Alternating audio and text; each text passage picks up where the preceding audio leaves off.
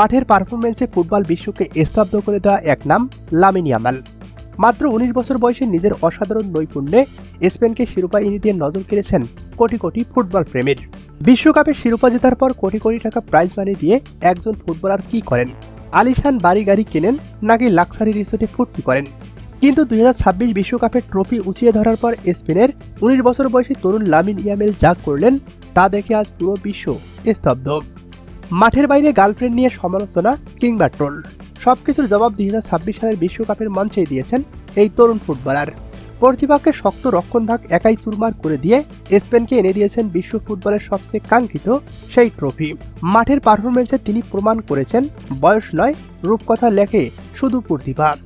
তবে বিশ্ব জয়ের চেয়েও বড় চমক অপেক্ষা করেছিল মাঠের বাইরে।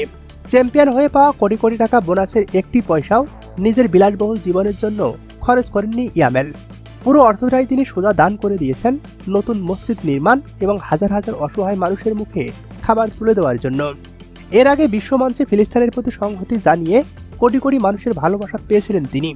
আর এবার নিজের উপার্জিত সমস্ত অর্থ মানবতার কল্যাণে বিলিয়ে দিয়ে প্রমাণ করলেন তিনি শুধুমাত্র মাঠের সেরা খেলোয়াড়ই নন, তিনি একজন খাঁটি মানবিক হৃদয়ের মানুষ।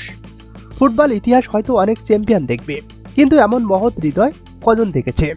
লামিন ইয়ামালের এই অসামান্য অবদান ও মানবিক কাজ আপনার কেমন লেগেছে অবশ্যই জানিয়ে দিন নিচের কমেন্ট বক্সে।